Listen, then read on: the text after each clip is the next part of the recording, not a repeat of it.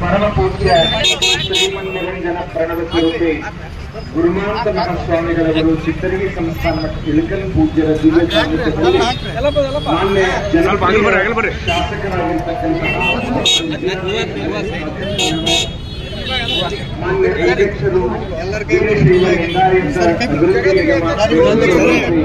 ಗುರುಮಾಂತ ಮಹಾಸ್ವಾಮಿಗಳವರು ಚಿತ್ತರಿಗೆ ಸಂಸ್ಥಾನ ಹಾಗೂ ಶ್ರೀಮತಿ ಸುಧಾರಾಣಿ ಮುರುಗೇಶ್ ಸಂಘ ಮಾನ್ಯ ಅಧ್ಯಕ್ಷರು ನಗರಸಭೆ ಇಳಕಲ್ ಹಾಗೂ ನಗರಸಭೆಯ ಸದಸ್ಯರಾಗಿರ್ತಕ್ಕಂತಹ ಅಮೃತ್ ವಿಜ್ಜಲ್ ಹಾಗೂ ಶ್ರೀ ರಾಜಾಪುರ್ ಹಾಗೂ ಹರಳೆಯ ಸಮಾಜದ ಸಮಸ್ತ ಬಾಂಧವರು ಶರಣ ತಂದೆ ತಾಯಿಗಳ ಸಮ್ಮುಖದಲ್ಲಿ ಇದೀಗ ಶಿವಶರಣ ಸಮಗಾರ ಹರಳೆಯ ವೃತ್ತದ ಉದ್ಘಾಟನೆ ಮಾನ್ಯ ಶಾಸಕರು ಉದ್ಘಾಟನೆಯನ್ನು ಮಾಡಬೇಕು ಅಂತ ಅವರಲ್ಲಿ ವಿನಂತಿಯನ್ನು ಮಾಡಿಕೊಳ್ತಾ ಇದ್ದೇನೆ.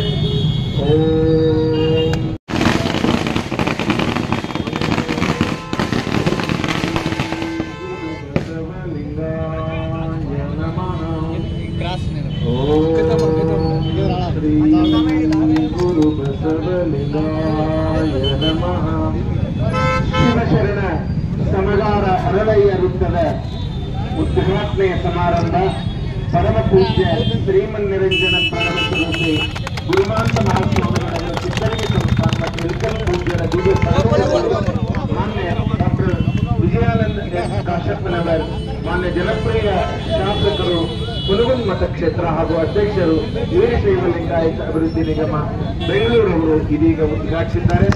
ಇಳಕಲ್ಲಿನ ಸಮಗಾರ ಹರಳೆಯ ಸಮಾಜದ ಸಮಸ್ತ ಶರಣ ತಂದೆ ತಾಯಿಗಳ ಪರವಾಗಿ ಅದೇ ರೀತಿ ವೇದಿಕೆ ಮೇಲೆ ಉಪಸ್ಥಿತರಿದ್ದಿರತಕ್ಕಂತಹ ಮಹಾಂತೇಶ್ ಗದ್ದನ್ಕೇರಿ ಅವರಿಗೆ ಶ್ರೀ ಪ್ರಭಾಕರ್ ವಿಜಾಪುರ ಅವರು ತಿರುಪತಿ ವಿಜಾಪುರ ಅವರು ಬಂದು ಅವರಿಗೆ ಗೌರವ ಸಮರ್ಪಣೆಯನ್ನು ಮಾಡಬೇಕು ಅಂತ ವಿನಂತಿಯನ್ನು ಮಾಡ್ಕೊಳ್ತೇನೆ. ನೀವು ಬರೀ ಶ್ರೀ ತಿರುಪತಿ ಮತ್ತು ಸುರೇಂ ಬಾಲಾಗವಿ ಅವರು ಮಾಲಾರ್ಪಣೆಯನ್ನು ಮಾಡಬೇಕು. ಮೌಲೇಶ್ ಬಂಡಿವಡ್ಡರ್ ಅವರಿಗೆ ದುರ್ಗಪ್ಪ ಮಬ್ರೂಮ್ಕರ್ ಅವರು ಮಾಲಾರ್ಪಣೆಯನ್ನು ಮಾಡಬೇಕು, ಸಮಾಜದ ಪರವಾಗಿ ಗೌರವಿಸಬೇಕು. ಅದೇ ರೀತಿ ರಾಘವೇಂದ್ರ ಚಿಂಚಮಿ ನಗರ ಯೋಜನಾ ಅಧ್ಯಕ್ಷರು ದಯವಿಟ್ಟು ಅವರಿಗೆ ಶ್ರೀ ಸುರೇಶ್ ಭೂತ್ನಾಳ್ ಅವರು ಬಂದು ಗೌರವಿಸಬೇಕು ಅಂತ ವಿನಂತಿಯನ್ನು ಮಾಡ್ಕೊಳ್ತೇನೆ. ಇಲ್ಲ ತಿರುಪತಿ ಬಿಜಾಪುರ ಅವರು ಬಂದು ಅವರಿಗೆ ಗೌರವಿಸಬೇಕು ಅಂತ ವಿನಂತಿಯನ್ನು ಮಾಡ್ಕೊಳ್ತೇನೆ. ಶ್ರೀ ಅಮೃತ್ ವಿಜ್ಜಲ್ ಅವರಿಗೆ ಮುದುಕಪ್ಪ ವಿಜಾಪುರ ಅವರು ಬಂದು ಗೌರವಿಸಬೇಕು ಅಂತ ವಿನಂತಿಯನ್ನು ಮಾಡ್ಕೊಳ್ತೇನೆ. ಶ್ರೀ ಭಾಗವಾನ್ ಅವರಿಗೆ ರಾಜು ಮಬ್ರೂಮ್ಕರ್ ಅವರು ಆಸ್ಥೆಯನ್ನು ವಹಿಸಿರ್ತಕ್ಕಂತಹ ಮತ್ತು ನಗರದ ಯುವಕರು ಈ ಸಮಾಜದ ಧುರೀಣರು ಆಗಿರ್ತಕ್ಕಂತಹ ಶ್ರೀ ಯಲ್ಲಪ್ಪ ರಾಜಾಪುರ ಅವರಿಗೆ ಪೂಜ್ಯರಿಂದ ಈಗ ಆಶೀರ್ವಾದ. ವೇದಿಕೆಯ ಮೇಲೆ ಆಸೀನರಾಗಿರ್ತಕ್ಕಂತಹ ಹನುಮನಾಳ್ ಅವರಿಗೂ ಕೂಡ ಶ್ರೀ ಮಬ್ರೂಮ್ಗಳು ಒಂದು ಇತಿಹಾಸ ಪುಟಗಳಲ್ಲಿ ಬರೆದಿಡುವಂತ ದಿನ.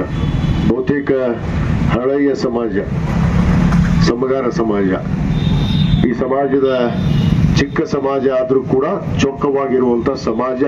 ಆ ಸಮಾಜದ ಶಿವಶರಣರು 12ನೇ ಶತಮಾನದಲ್ಲಿ ಅಣ್ಣ ಬಸವಣ್ಣನವರ ಜೊತೆಗೆ ಇವತ್ತು ಕಲ್ಯಾಣ ಕ್ರಾಂತಿಯನ್ನ ಆಗಿದ್ದು ಕೂಡ ಅದು ಸಮಗಾರ ಹರಳೈನವರಿಂದನೇ ಅಂತ ಅನ್ನೋದನ್ನ ಇವತ್ತು ನಾವೆಲ್ಲರೂ ನೆನಪಿಸ್ಕೊಳ್ಬೇಕಾಗುತ್ತೆ. ಆ ಒಂದು ಪವಿತ್ರವಾದ ಶ್ರೀ ಹರಳೈನವರ ಈ ಒಂದು ವೃತ್ತವನ್ನ ಇವತ್ತು ಬಹುದಿನದ ಬೇಡಿಕೆ ಸಮಾಜದ್ದು.